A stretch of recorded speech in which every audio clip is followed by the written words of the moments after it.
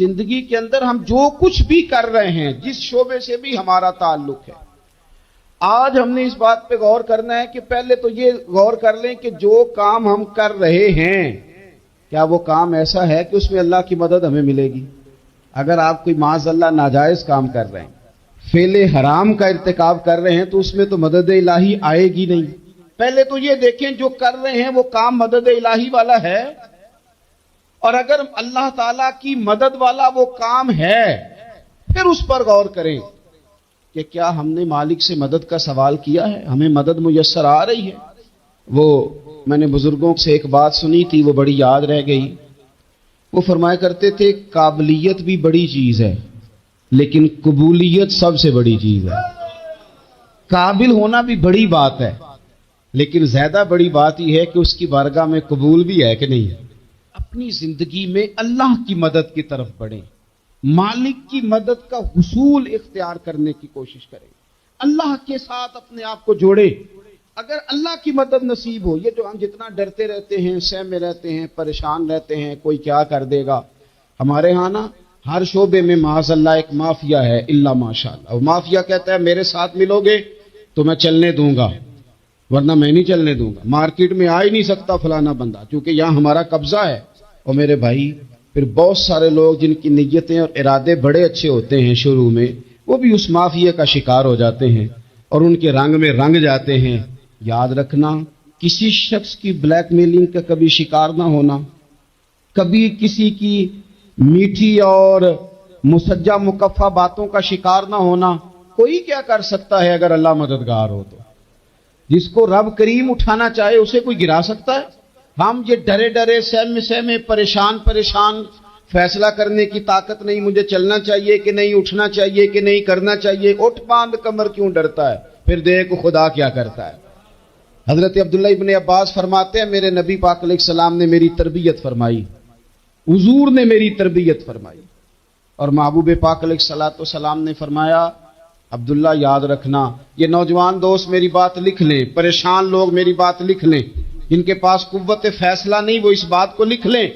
حضرت عبداللہ ابن عباس فرماتے ہیں میرے نبی پاک علیہ السلام نے مجھ سے فرمایا تھا عبداللہ سن، اگر ساری دنیا مل کے تیرا کوئی نفع کرنا چاہے کر نہیں سکتی جب تک میرے رب کی رضا نہ ہو، اور فرمایا ساری دنیا مل کے تیرا کچھ بگاڑنا چاہے تو عبداللہ بگاڑ نہیں سکتی جب تک رب کریم کی حکمت کا تقاضا نہ ہو۔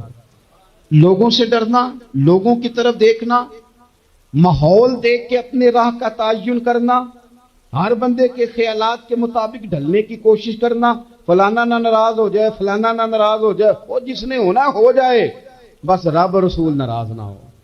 اپنی زندگی میں اپنے مالک کو مولا جان کے، وَلِلَّهُ مَوْلَاكُمْ، اللہ تمہارا مولا ہے، وَهُوَ خَيْرُ النَّاصِرِينَ، وہ بہترین مددگار ہے۔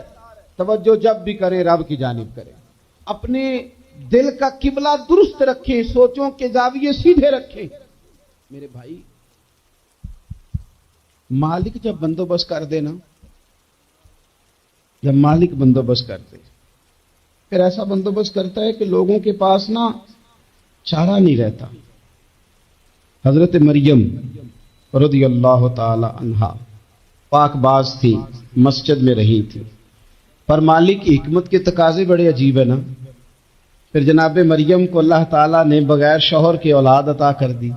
یہ بات ہی ایسی تھی، وہ کسی نے کہا تھا کہ مخلوق تو فنکار ہے اس درجہ کے پل بھر میں، سنگے در کعبہ سے بھی اصنام تراشے، تم کون ہو کیا چیز ہے داغے کبابی، لوگوں نے تو مریم پہ بھی الزام تراشے۔ تو لوگوں نے کہا کدھر سے لے آئی بچہ، تیرا باپ تو ایسا نہیں تھا، کہاں سے لے آئی؟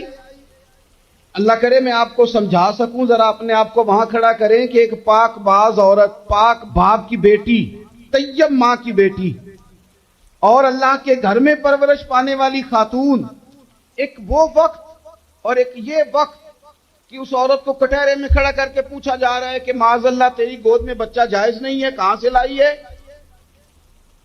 اب خود سے صفائیاں بندہ کتنی کو دے، کتنی کو وضاحتیں کرے۔ اور میں نے تو اپنی زندگی میں دیکھا ہے زیادہ وضاحت دینے والے کو بھی لوگ جھوٹا سمجھنے لگ جاتے ہیں، زیادہ وضاحت دینے پر بھی لوگ کمزوری کا اظہار سمجھتے ہیں کہ کمزور پڑ گیا.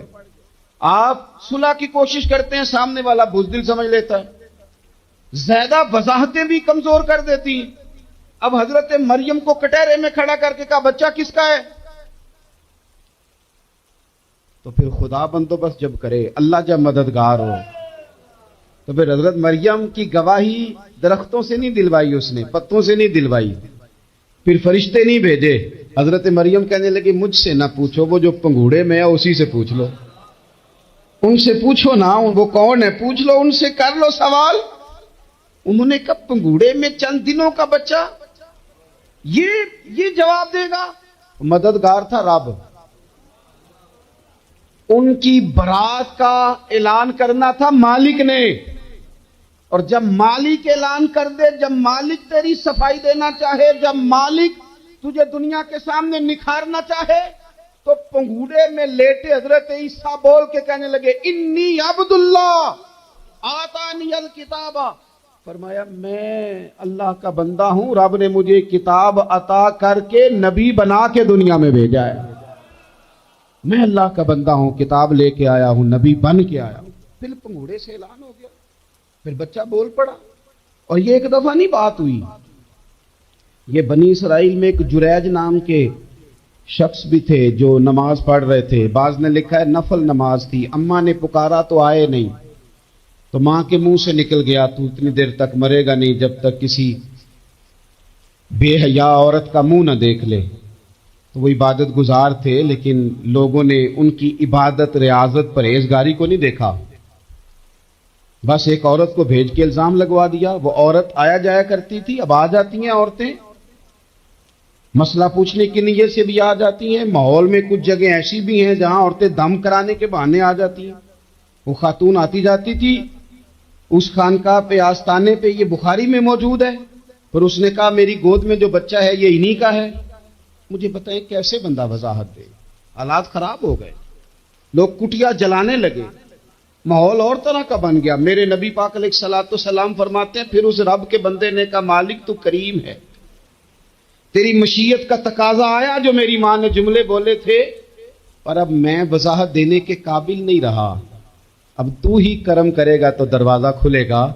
تو وہ چند دنوں کا بچہ پنگوڑے میں بول کے کہنے لگا میں اس درویش کا نہیں، میں تو فلانے چرواہے کا بچہ ہوں، وہ جو بکریاں چراتا ہے. رب کی مدد کو پکاریں، اپنے ساتھ اپنے مالک کی مدد کو شامل کریں. تھوڑے رزق پر بھی گزارا اچھا ہونے لگ جائے گا. سارے لوگ آپ کو گرانے کی تدبیریں کر رہے ہوں گے اور مالک آپ کو عزتیں عطا فرما دے گا. اس کی بارگاہ سے حکمت کا تقاضا اور ہو جائے گا. ہم نے ساری زندگی لوگوں کو راضی کرنے میں گزار دی، ساری زندگی بڑھاپا آ گیا بچوں کو پالتے، اور بچوں نے آخری عمر میں کہہ دیا ابا اگر کوئی ڈھب کا کام کر لیتے تو آج ہمارے دن بھی پھر نہ جاتے. ساری زندگی گزار دی بہن بھائیوں کو راضی کرنے میں، ساری زندگی گزار دی ذمہ داریاں اٹھانے میں.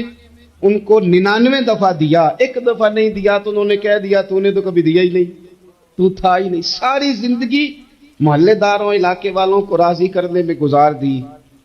اور میں نے ایسے لوگ بھی دیکھے دین کے لیے وقت گزارا، لیکن جب بڑھاپے میں دانت کام نہ کرتے تھے تو وقت کے مفتیوں کو بھی مسجدوں کی کمیٹیوں نے کہہ دیا اب آپ کی سمجھ نہیں آتی، ہم نے خطیب کو یور رکھنا ہے. نہ دیکھو دنیا کی طرف، دنیا رلا دیتی ہے. نہ راضی کرو بندوں کو، بندے تھکا دیتے ہیں.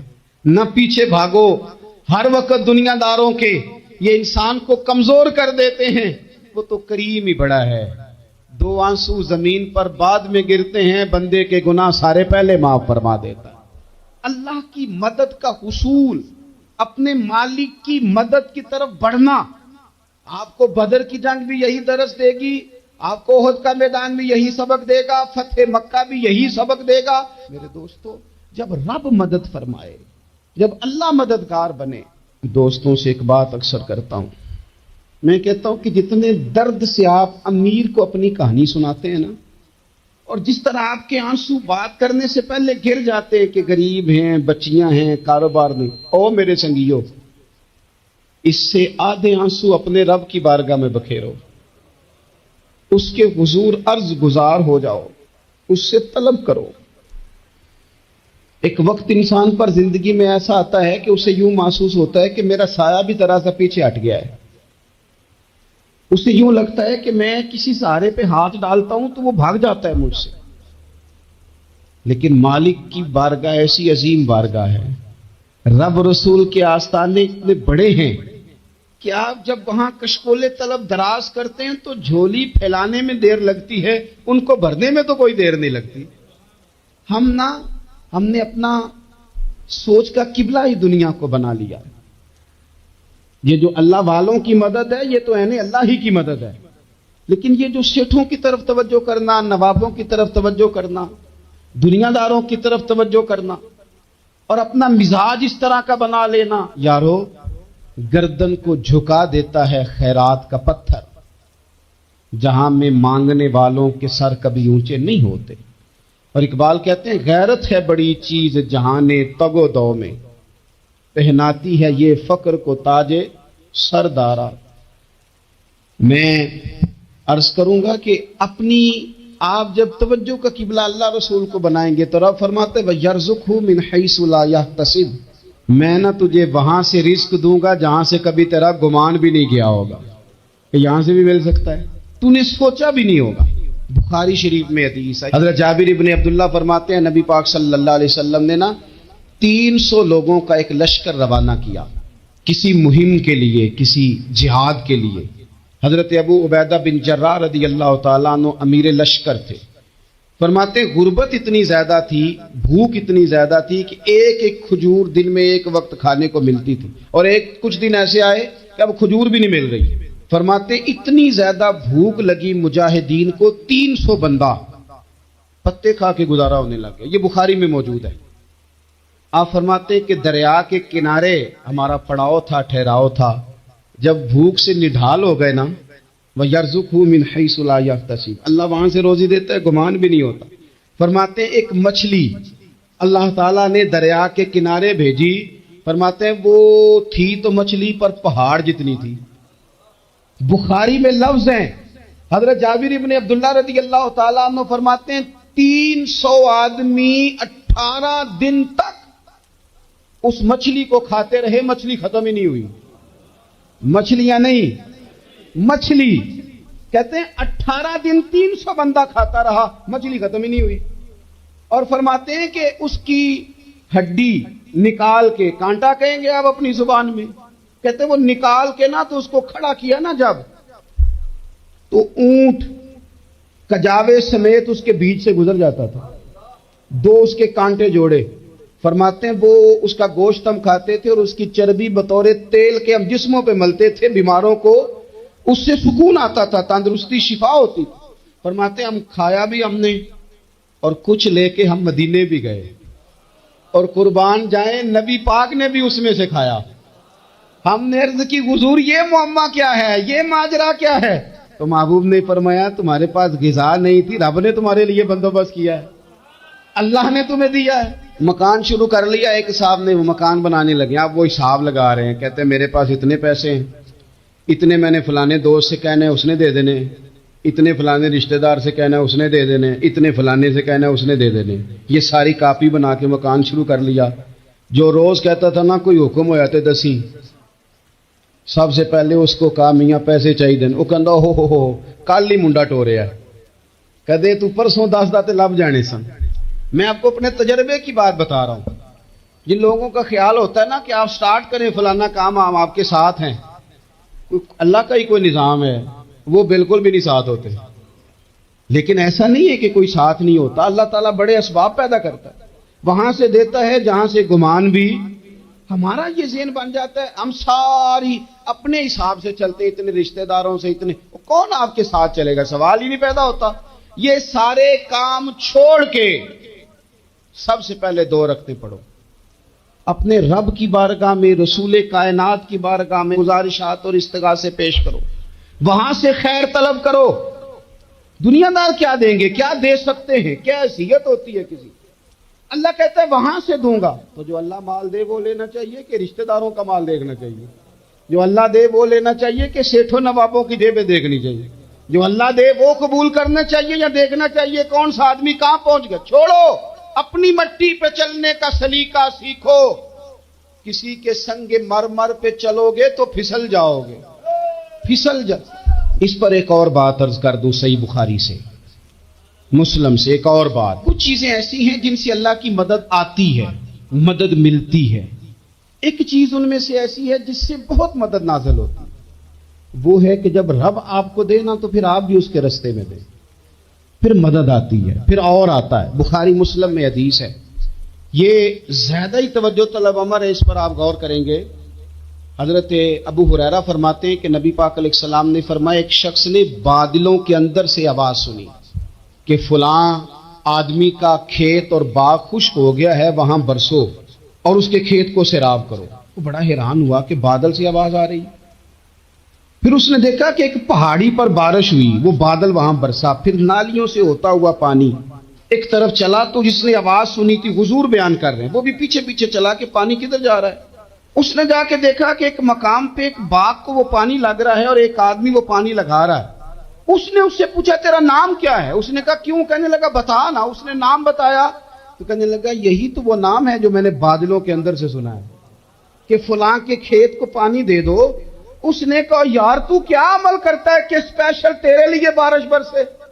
یہ بخاری پڑھ رہا ہوں، سیاستہ سے حدیث عرض کر رہا ہوں. اس سے پوچھا تو کیا کام کرتا ہے کہ جناب اللہ تبارک و تعالیٰ کا حکم کرم آیا کہ خاص تیرے لیے پانی برسے اور تیرے کھیت کو سیراب کرے؟ تو اس نے کہا چھوٹا ذمہ دار ہوں، پر جب فصل اگتی ہے تو 3 حصے کرتا ہوں. ایک حصہ اپنے بال بچوں پہ، بہن بھائیوں پہ خرچ کرتا ہوں، ایک حصہ پورا، اور ایک حصہ دوبارہ کاشتکاری پہ لگاتا ہوں، اور تیسرا حصہ خالص میں نے مسکینوں، یتیموں اور غریبوں کے لیے رکھا ہوا ہے. وہ جو تیسرا حصہ اللہ کرے آپ سمجھے، وہ رب کے بندوں پہ تیسرا حصہ خرچ کرتا ہے نا، تو کریم مالک نے فرمایا جہاں سے غریب کا حصہ جاتا ہے وہ کھیت خشک نہیں رہنا چاہیے. وہ جہاں سے مسکین روٹی کھاتے ہیں وہ خشک نہ رہے. جہاں سے یتیموں کو کچھ آتا ہے کہیں اس کی فصل رہ نہ جائے. میں اور آپ بھی اگر اپنے مال میں مسکینوں، یتیموں، غریبوں کے حصے رکھ لیں گے تو فصلیں خشک نہیں رہیں گی. ان کے اندر تازگی آئے گی، نور آئے گا، کرم آئے گا. خاص کر خدا کی رحمت برسے گی. مدد اللہ سے چاہیں، اپنی توجہات کا مرکز رب رسول کی ذات کو بنائیں، پھر آپ محسوس کریں گے کہ بڑی جلدی اللہ تعالیٰ کی مدد آنے لگی ہے. کبھی آپ صرف کہہ دیں نا میرا رب میرے ساتھ ہے، اس لفظ میں اتنی طاقت ہے کہ دشمن ویسے زیر ہو جاتا ہے. زندگی میں کسی سے بھی لڑائی ہو، اچھی طرح سوچ لیں کہ اللہ اس طرف ہے یا اس طرف ہے. اگر آپ زیادتی پہ ہیں تو پھر رب مظلوم کی جانب ہے. اگر اللہ کی مدد آپ کے ساتھ ہے تو دنیا کی کوئی طاقت آپ کو گرا نہیں سکتی.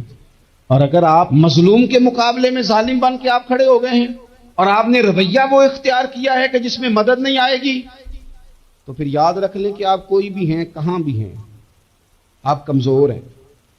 طاقتور تھے ابتدائے اسلام میں، ظاہری طاقت تھی کفار مکہ کے پاس، وہ ڈنڈوں سے مارتے تھے غریبوں کو، ان کے ہاتھوں میں ڈنڈے تھے، پر خدائی طاقت ان مظلوموں کے ساتھ تھی.